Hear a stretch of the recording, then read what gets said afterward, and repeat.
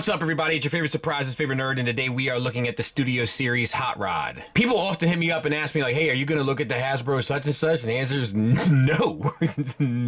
No, you can't make me. However, the one caveat to that is if it literally falls into my lap, it takes absolutely zero effort on my part to take a look at it, I will. Because I like kind of refreshing my memory on what this stuff is kind of like, seeing the advancements over time, and kind of touching base with it, but I'm just not going to put forth any effort into doing so because I don't have a whole lot of interest in it. That being said, my good friend Chris Pinkerton, that's only if you're nasty, co-host of Nerd Rage Radio and the man behind Crashbox Customs, brought this fella as well as Cup and Blur, which we will be looking at as well, for me to take a look at. Brought him to my house for Nerd Rage this week, gonna pick him up on Nerd Rage next week, and all I gotta do is film, edit, and post, and that's what I'm willing to do. So here we are, and we're gonna take a look at this guy. My first impressions, I was impressed, but we're gonna continue that a bit further, but first, we're gonna talk about accessories.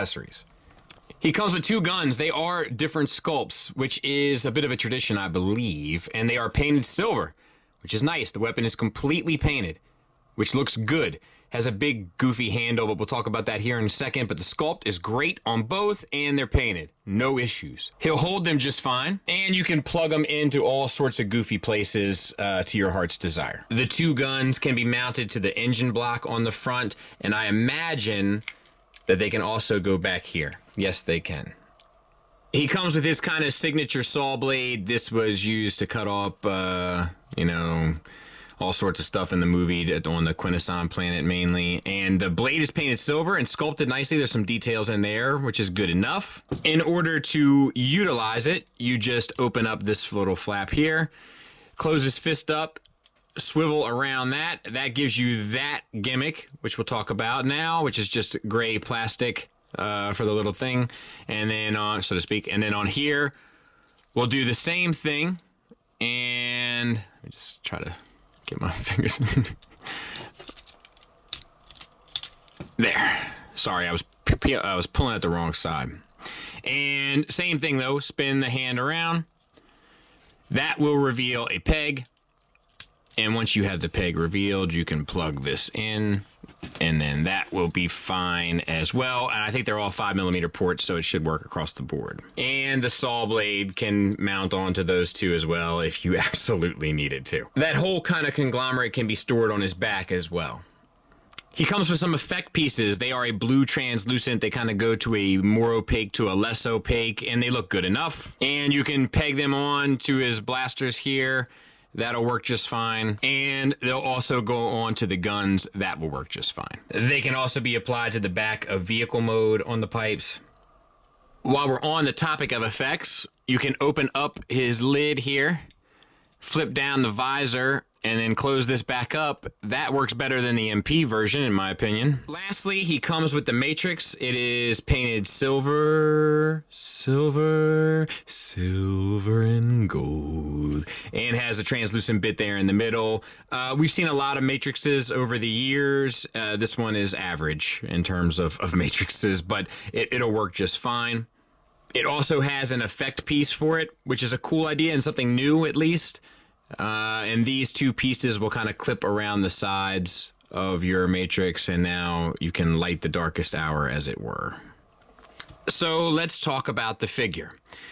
The head, a lot of times here they don't use paint, they use a glossy plastic, but it ends up working nicely. The orange on the chest is one example. The face is another example. Some of the different reds here are painted on the helmet, so that looks good. And then the silver on the crest, and then the blue eyes. So like there's paint accents on top of the glossy plastics. The glossy plastics are pretty much used throughout, but they work better in some places than others. And it ends up working fairly well. So the head is on a ball peg. You get up to there, down to there, swivel, confused hot rod look. The shoulders. So we have the silver paint accent there on the top of the shoulder. A little bit of silver on the wheel. You have a hinge at the base of the shoulder that gets you out to there. Now, this one works fine. This one, see, they both have this like ridge that once they cross over it, it kind of locks in place. So, see, here, same thing, but once you get here, it's free flowing. This one does not hold the tension as well. This one, much better, right? I'm not sure if everyone is like that, but it's certainly like that with this one. There is an elbow swivel a bicep swivel basically at the elbow. The elbow is a single hinge, gets you slightly more than 90 degrees. You have orange paint on the wrist. Speaking of the wrist, you get a swivel. You get a little bit of in out before it starts to release the tabs here, but pretty good. Also, the fingers are on a base pin knuckle, which is interesting. And you have silver for the kind of blasters on his arms. Same for the other side. Now, for the body, he has an abdomen, so he's got the MP beat in that department, which is nice. And then he's got the yellow paint here on the chest, yellow paint on top of the maroon paint, or orange paint on top of the maroon paint on there, and then, of course, the Autobot symbol, which I'm not used to seeing, right? Most of my reviews. And then we have a waist swivel. So that's nice. No issues there. Moving on to the hips. This is the one part that doesn't seem like of the same caliber to me as the rest of the figure. This seems very kind of run-of-the-mill what they do. That's my heater kicking on. I'll be right back. Back at it, and right to the hips. They just seem overdone and kind of empty at the same time, which doesn't seem like the rest of this. This seems different, but whatever. This doesn't seem to match quite to me. All right, so we have a hinge here. Full Van Damme. Forward and back. Forward you get, the back you don't, which I think is fine. Thigh swivel. Tight joint, but it's there. Let's check this one. About the same. Double jointed knee for the full run, which is good to go. And the lower legs, they're kind of done to this degree as well, but they don't bother me as much for whatever reason. Ankle tilt up, ankle tilt down, and a rocker. A little bit limited, but it's there. And there he is from the back. Pretty clean. So, yeah, this is pretty good. Let's do some size comparisons. So there it is next to a Masterpiece car. So he's a little fella, and I feel like he's even little. I guess he's deluxe size. I don't even know if I have any deluxes anymore to like compare it to. There he is next to a Marvel Legend, Blue Pool. So yeah, little fella. So smaller than a 6-inch figure. You know, that's a little figure, to be fair. But it may be kind of on time with the rest of the deluxe line, you know, which is fine ultimately. I just feel like they were slightly bigger the last time I messed with them, but it's been a while, admittedly. So if it works, look, ultimately, right, if you're happy, you win. Let's get him transformed. So backpack, open it, flip it, rub it down. On the bottom of the arms, flip out this tab, spin it around, and then make him hold it, so to speak, on both sides. And this covers up the hands, basically.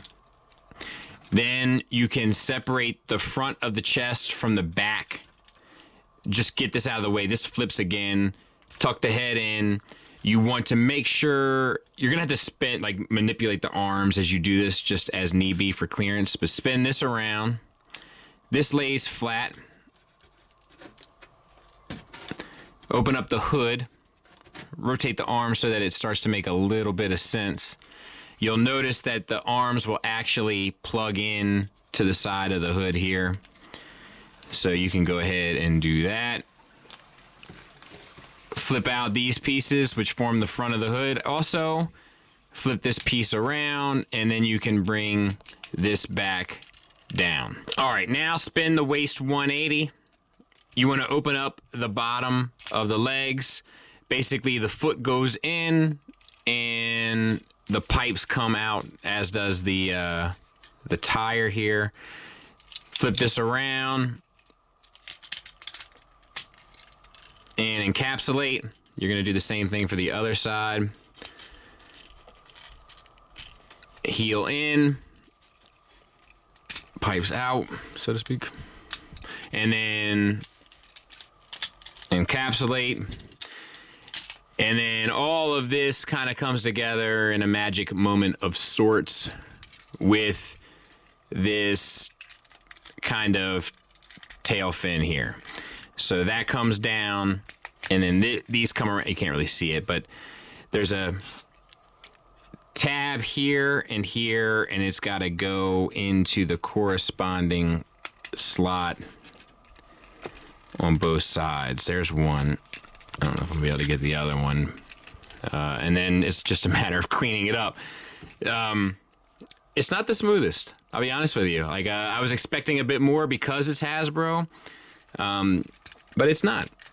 It's actually a bit more troublesome than I would have imagined. So I'm gonna clean this up. That's the basic steps of it, and we'll take a look at it. And there we have it, and it's okay. The proportions seem a little weird, you know, for a hot rod car. Like it seems like the kiddie go-kart version of it. That doesn't mean it's inherently bad. It just means it looks like a childish version of it, which is fine. But, you know, not for me.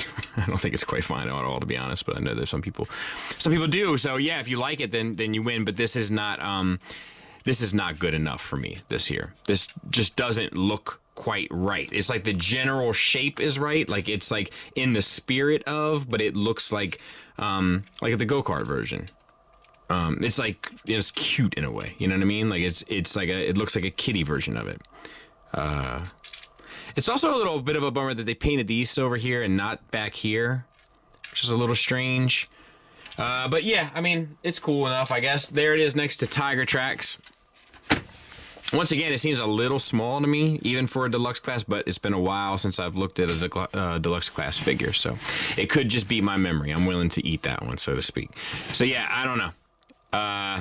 This is a bit of a letdown for me, this mode. Final thoughts wise, I think it's pretty good, but that doesn't mean it's perfect. The shoulder joint is an issue. I don't think the car mode looks good. The clearance and tolerance stuff of getting it all kind of tabbed in together and properly at the end is a little surprising just how off it is. Not that it won't go, obviously it will, we got it too, but you would just expect it to go a little bit easier, being as though it's a professional company that is internationally known and respected. Some parts I feel like are over sculpted, like the lower legs and the pelvis, but honestly, I'm well aware that that's me being a bit nitpicky. I also wish that they would have painted the wheels in the rear to match those in the front. That really bothers me. And I think that's about it.